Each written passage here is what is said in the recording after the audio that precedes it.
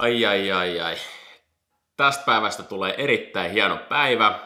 Ja mistä johtuu on se, että eka kertaa tonnin vetoja sitten toukokuun, kun mulla hajosi jalka. Nyt päästään vähän näkemään sitä, että mitenkä se oma kunto on niin oikeasti suoraan kehittynyt versus vaikka just toukokuuhun, milloin ollaan viimeksi vedetty tonnin vetoja. Ja tänään lopussa päästään vetämään ihan maksimeilla, eli myös antaa sitten ihan hyvä osviittaa pari viikon päästä olevaa 3 tonnin testiä varten, että millaista aikaa sieltä voisi sitten kenties tulla. Ja 3 tonnin ennätyshän mulla on viime syksyltä 10.14, niin kyllä mä lähden tähtää sinne 10 minuutin pintaan ja mä uskon, että se on hyvinkin mahdollista ja miksei toki sen allekin. Mutta ennen kuin lähdetään treenille, vedetään totta kai aamupalaa ja aamupalana oli tänään kaurapuuroa, 2,5 desiä kaurahiutaleita, sinne semmonen 1 näkipala patukka, vähän mustikoita, banaania, hunajaa ja siihen kylkeen kuppi kahvia. Heitin tonne vähän kollageeniproteiinia joukkoon, on tärkeä ravintolisä näin urheilijoille.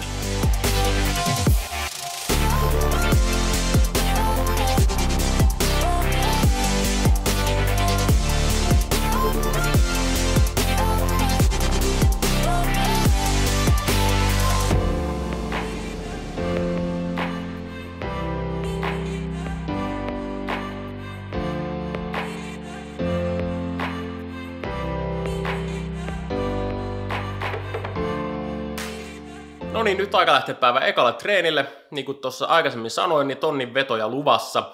Ja nyt eka kertaa jalkaan Sausonin Endorphin Speed 3 kenkä. Ostin nämä nimenomaan näitä tehovetoja varten, mutta voi olla, että olisi ollut järkevää, että mä olisin käynyt näillä vetämässä jonkun totuttelulenkin ennen tätä, mutta en oo, joten katsotaan mitä käy. Luulen, että menee ihan hyvin.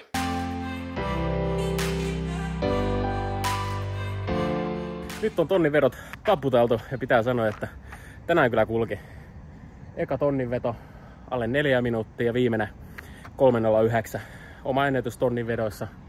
Tää lupaa hyvää ja vielä on pari viikkoa aikaa 3 tonnin testiin, niin lähdetään rikkoa sitä 10 minuutin maagista rajaa ja eiköhän se sieltä vielä saada. Mutta nyt vielä parikymmentä minuuttia treeniä jäljellä ja sen jälkeen kotiin.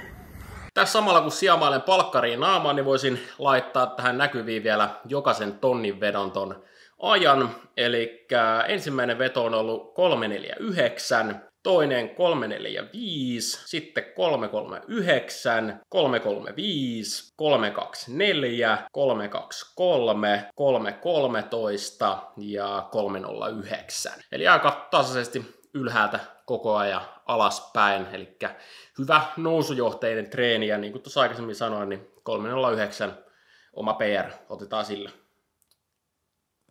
Ja nyt leiriviikolla mä pyrin siihen, että joka aamutreenin jälkeen käyn vetää pienet päiväunet, johtuen ihan siitä, että silloin kun treenataan enemmän, silloin pitää palautua myös enemmän. Se on hyvin yksinkertaista, joten varmaan tuommoinen puolisen tuntia yritän tuossa nukkua. Voi olla, että nukahdan, voi olla, että en nukahda, mutta kuitenkin kroppa menee sellaiseen palautumistilaan siinä, mikä on sitten hyvä juttu. Mutta ei se enempää, niin nyt pitää hypätä sänkyyn.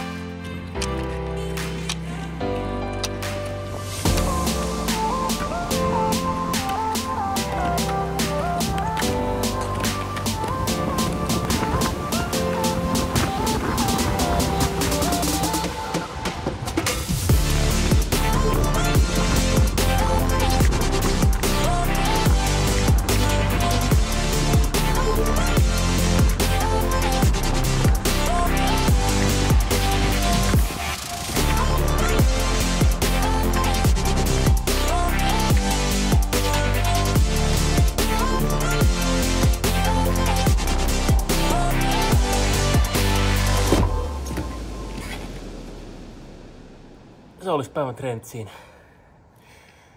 Nyt on sitten päivän treenit tehty. Tunti 35, 26 kilsaa.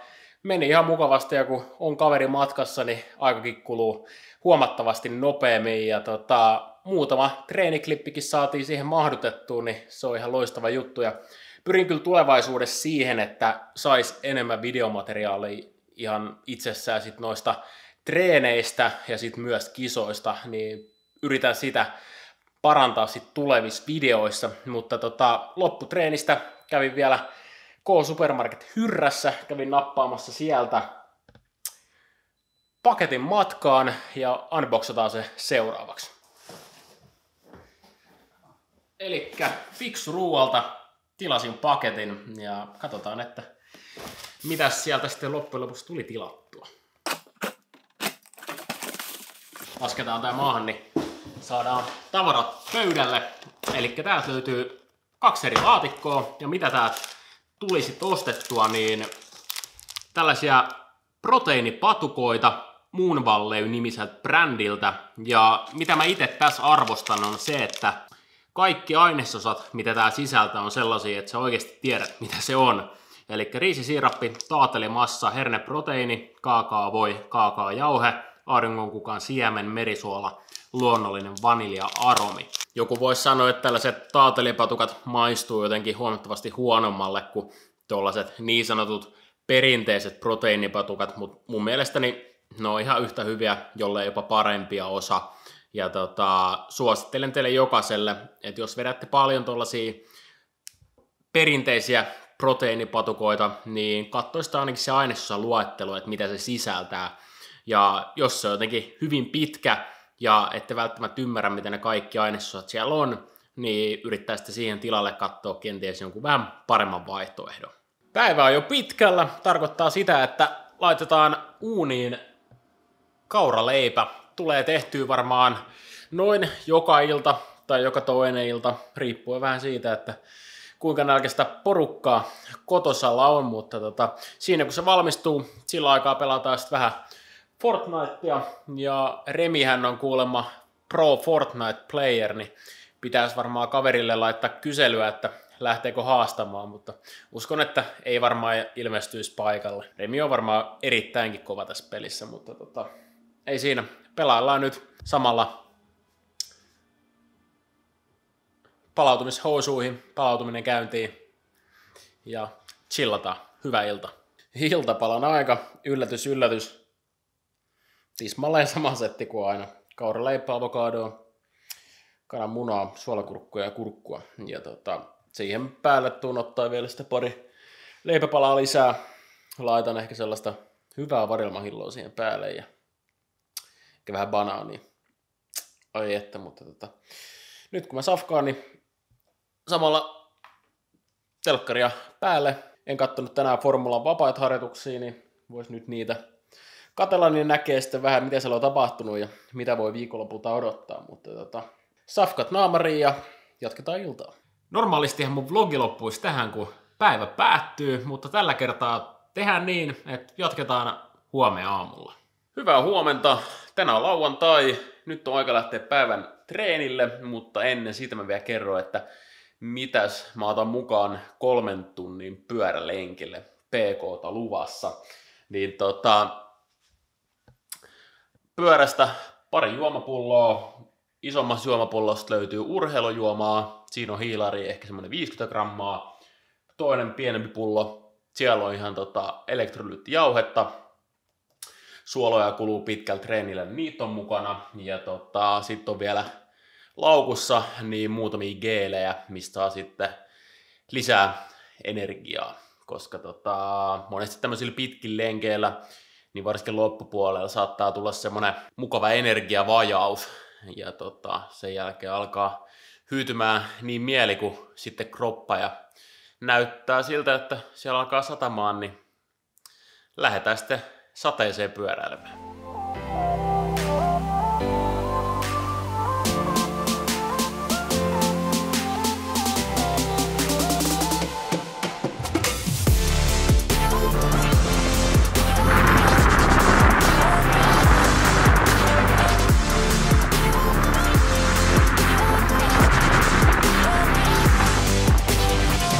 Pyöräosuus alkaa olemaan loppusuoralla. Vielä tommonen 13 minuuttia jäljellä. Lenkillähän on mahtanut vähän kaikennäköistä säätä. Välillä päästään aurinko kirkkaalta taivaalta. Välillä sitä kaatamalla vettä.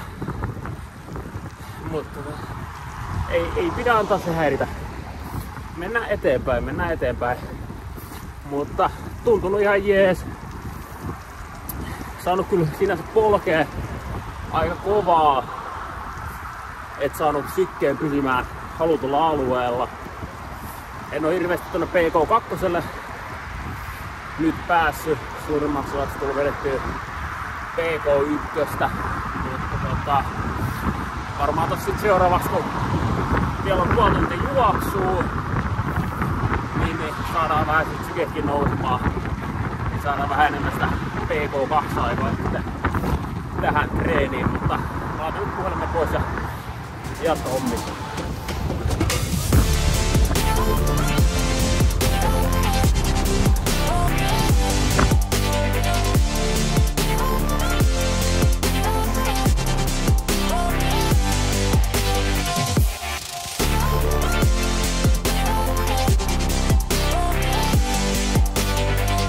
Pitkän pyörälenkin jälkeen, kun lähtee juoksemaan, niin jalat on kyllä aika tönköt. Ei sitä mihinkään pääse. On ehkä tässä nyt vähän vetreytynyt, mutta aika tönkköä menoa kyllä. Ei siinä, ei ole kyllä enää paljon jäljellä. Se on ohi ennen kuin se kerkisi alkaa. 10,5 minuuttia jäljellä. Ja juoksuvauhdit on kyllä taas mennyt eteenpäin tässä viime viikkoa aikana ihan mukavasti. Ja osittain se kyllä näkyy myös tuolla eilisessä tonnin vedossakin. Hyvä juttu.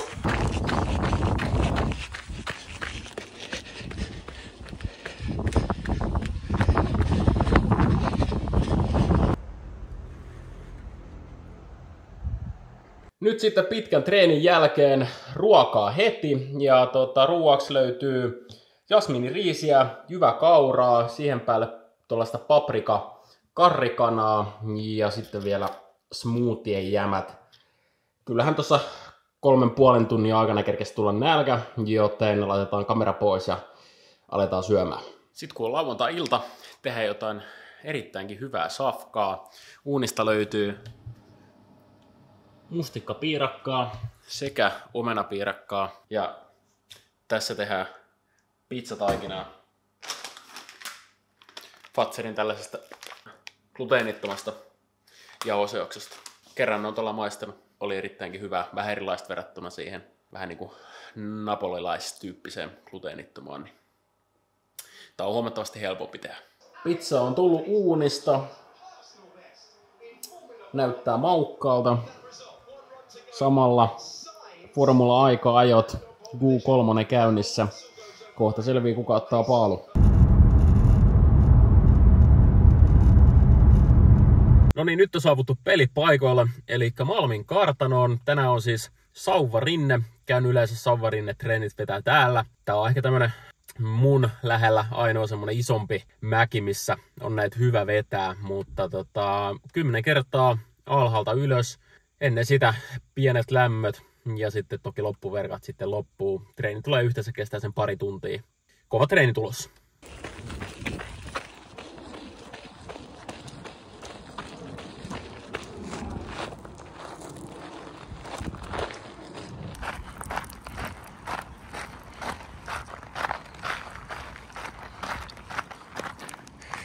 Elikkä lähtö oli tästä näin, mistä menee normaalisti tämä niin kävelyt ja tästä näin tosta noin ylös tuohon mutkaan ja sieltä mutkasta suoraan päälle se jyrkin pätkä. Et jos olette PK-seudulta ja haluatte katsoa, että mitenkä aika vertautuu mun aikaan, niin ei muuta kuin tästä näin liikkeelle ja sitten tosiaan reittiä ylös, niin pääsette vähän näkemään, missä mennään. Varmasti siellä on kovempiakin kavereita kuin minä. Nyt on Sauvarinne-treenit tehty, 10 vetoa siis yhteensä. Nousumetrejä tuli 667 ja viimeinen MK-veto 2 minuuttia 18 sekuntia alhaalta ylös. Omaan ennätykseen siis mentiin, mikä on aina hyvä juttu. Ja nyt verrattuna viime treeniin niin oli pari vetoa enemmän, niin jos olisi ollut sama määrä kuin viimeksi, niin voi olla, että olisi tullut uusi ennätys siinä, mutta ihan hyvä veto. Ihan hyvä veto kaiken kaikkiaan ja nyt patukkaa naamariin ja kohti kotiin ja toivottavasti siellä olisi vähän ruokaa valmiina, niin sen jälkeen päästään taas vähän päiväunille ja kohti treeniviikon tai treenileirin voisi jopa sanoa, viimeistä treeniä. Aika nopeasti viikko on mennyt. Toisaalta hyvä juttu, toisaalta ei niin hyvä juttu, mutta kohti viimeistä treeniä.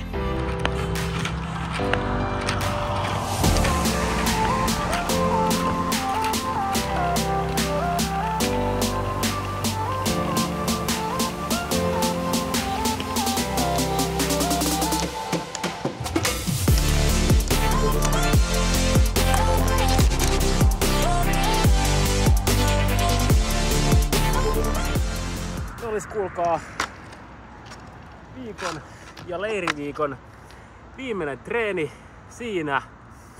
1,5 tuntia pertsaa. Toki kesällähän tää suurimmassa osaksi on tasuria, varsinkin etelässä, kun ei ole niin paljon korkeusvaihtelua. Toki jos ei sit jää hinkkaamaan jotain tiettyä mäkeä, mutta leiriviikko on mun mielestä aika onnistunut kokonaisuudessaan. Tunteja tulee nyt semmonen suurin piirtein, onko se 20,5. Ja vaikka mulle tässä on vähän enemmän tunteja kuin normaalisti, niin silti on vieläkin suhteellisen freesi olo kropassa, mikä on hyvä, että vieläkin jää vähän niin kuin energiavarasto, että on varaa kiristää. Mutta ei siinä. Nyt on aika päättää tämänkertainen video, eli leiri tulee päätökseen. Matskuu saatiin perjantaista sunnuntaihin ja 20,5 tuntia tuli, niin kuin tuossa aikaisemmin sanoin, ja 3 tehoharjoitusta sitten tälle viikolle. Ja miten tästä mennään eteenpäin, niin ensi viikon viikonloppuna luvassa 2 kisaa, pari sprinttiä, eli toinen Tuusulassa, toinen sitten Oittaalla. Joten mielenkiinnolla odotetaan, että mitä sitten tuollaisesta sprinteistä tulee tulokseksi. Mutta ei siinä. Kiitos kun katsoit videon ja palataan taas sitten seuraavassa.